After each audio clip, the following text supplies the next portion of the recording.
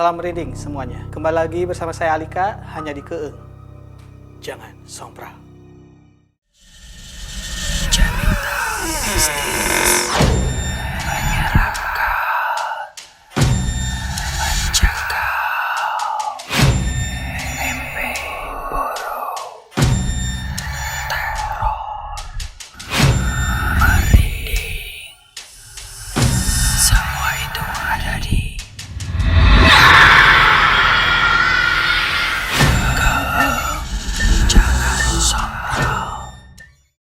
Di sini saya akan membahas kisah-kisah yang akan membuat bulu kuduk Anda berdiri. Baik itu kisah fiksi dari film maupun kisah yang benar-benar terjadi di dunia nyata. Karena itu kalau Anda sendirian, sebaiknya Anda hati-hati. Karena mungkin di akhir episode nanti Anda sudah ada yang menemani.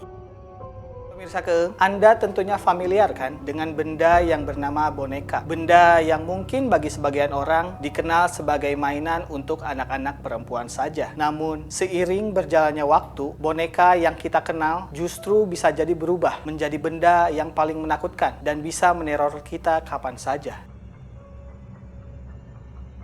Pada awal pembentukannya, boneka mungkin dimaksudkan untuk menemani manusia dalam hal bermain. Namun sekarang, tidak jarang boneka diperlakukan layaknya sebagai teman bermain bagi manusia itu sendiri. Dia disimpan sampai diajak bicara oleh para pemiliknya. Seringkali terdengar ucapan-ucapan para pencinta boneka yang bergumam, "Ah, gak apa-apa kok, cuma boneka."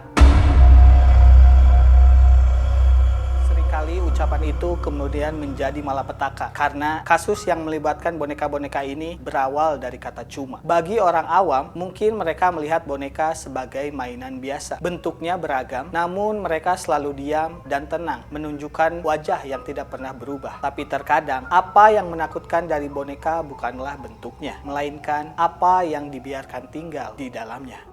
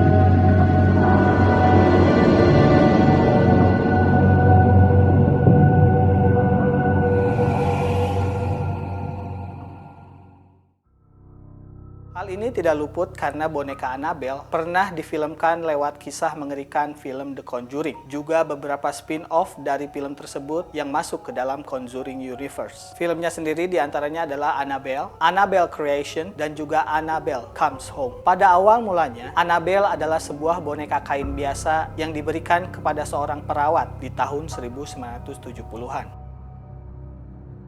Pada waktu itu, perawat yang bernama Donna dihadiahkan boneka Annabelle oleh ibunya di usianya yang ke-28 tahun. Kabarnya, ibunya waktu itu menemukan boneka Annabelle setelah membelinya di toko yang bernama Anne Raggedy. Anne Raggedy sendiri ini tidak pernah disebutkan keberadaannya. Namun, yang beberapa orang tahu, toko ini menjual beberapa merchandise dan juga boneka yang sangat antik. Tak lama setelah diberikan kepada Donna, Annabelle mulai memberikan teror bagi pemiliknya. Boneka yang terlihat biasa itu mulai berpindah-pindah setiap malam. Lalu yang paling mengerikan, dia juga disinyalir memberikan pesan misterius lewat kertas kepada Donna.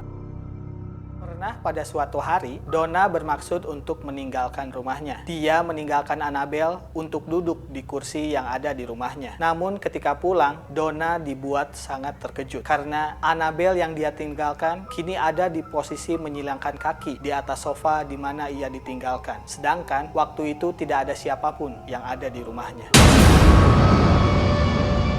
Selain beberapa kejadian mengerikan tersebut, Donna juga seringkali menemukan bercak darah pada bagian tubuh Annabelle. Karena merasa ada yang tidak beres dengan bonekanya tersebut, akhirnya Donna memutuskan untuk memanggil seorang spiritual atau yang dulu disebut sebagai perantara. Lewat sang perantara itu, akhirnya Donna mengetahui kalau Annabelle atau boneka yang dia miliki ternyata memiliki seorang arwah gentayangan yang ada di dalam tubuhnya. Arwah itu disinyalir adalah sebuah roh gadis kecil yang meninggal secara tragis. Namun, Donna juga diberitahu kalau roh itu tidak sama sekali berniat jahat kepada Donna. Kemudian, sang spiritual itu juga memberitahu kalau roh yang ada di dalam boneka tersebut bernama asli Annabelle Higgins, seorang gadis yang masih berusia 7 tahun. Dan karena itulah, akhirnya Donna menamakan bonekanya Annabelle. Namun, kengerian yang sebenarnya sudah dimulai. Ternyata, yang perantara dan Donna itu tidak tahu, ternyata roh Annabelle Higgins itu tidaklah ada. Roh ini cuma berpura-pura mengenalkan dirinya sebagai seorang gadis kecil. Dan di balik itu semua, ternyata roh jahat ini ingin menguasai tubuh manusia asli. Annabelle itu kemudian menjadi urban legend. Sampai akhirnya, bonekanya sendiri disimpan di dalam Museum Okultisme milik Ed dan Lorraine Warren. Boneka Annabelle bahkan disimpan dalam tempat khusus, yakni gelas kaca dengan lengkap peringatan untuk tidak pernah dibuka oleh orang lain selain mereka.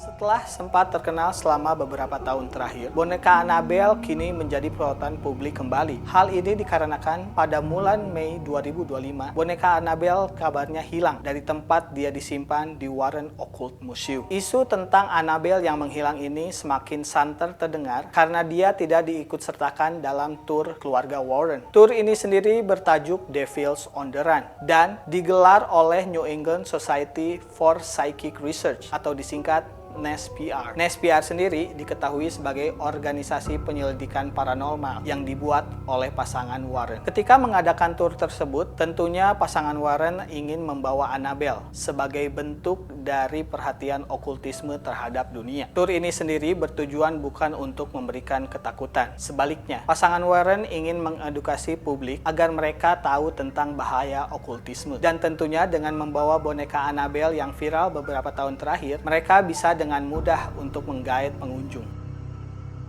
Namun, desas-desus tentang hilangnya Annabelle justru semakin terbukti karena para pengunjung yang ada di tur Louisiana sama sekali tidak melihat keberadaan boneka tersebut. Spekulasi ini semakin menguat setelah orang-orang mendengar bahwa ada kebakaran di Nottoway Resort, tempat di mana tur itu berlangsung.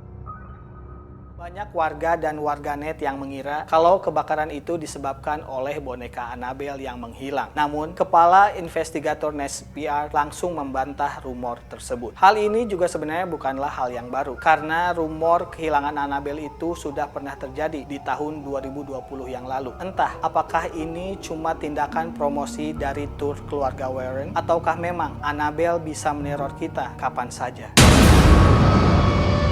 Selanjutnya yang akan saya bahas datang dari film animasi Disney terkenal bernama Frozen.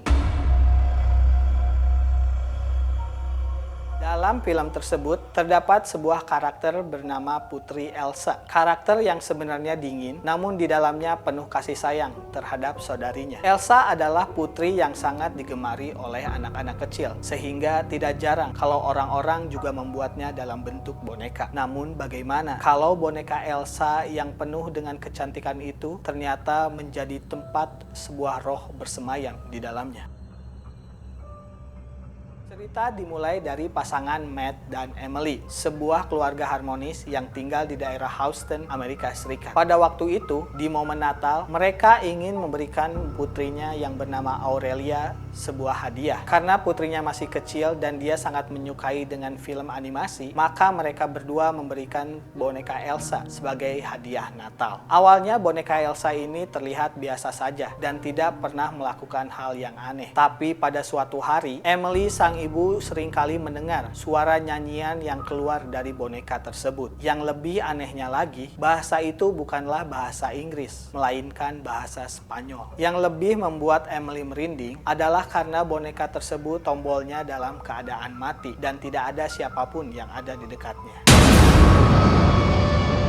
Sepakat ada yang tidak beres dengan boneka Elsa tersebut, Emily dan juga Aurelia akhirnya sepakat untuk membuangnya. Namun seminggu kemudian, boneka Elsa tersebut terlihat kembali lagi ke rumah mereka. Dia duduk manis di bangku kayu rumah mereka yang ada di Houston. Sang ayah pun, Matt, akhirnya turun tangan. Dia mencoba untuk membuang boneka tersebut untuk kedua kalinya. Kali ini dia mencoba untuk memasukkan boneka tersebut ke dalam plastik sampah. Kemudian dia melapisinya kembali dengan plastik sampah terus sampai 4 kali. Baru kemudian setelah merasa aman, dia membuang plastik sampah besar tersebut ke dalam gerobak truk sampah. Setelah itu, agar keluarganya kembali tenang, Matt mengajak istri dan anaknya untuk berlibur. Namun alangkah terkejutnya mereka karena selepas liburan, apa yang menyambut mereka kembali pulang ke rumah tersebut adalah boneka Elsa kembali.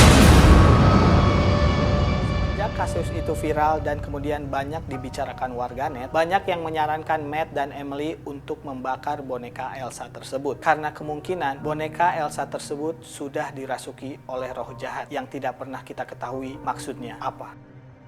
Itu dia kisah keeng yang bisa saya sampaikan kali ini. Semoga Anda masih bisa menonton kisah-kisah yang berikutnya.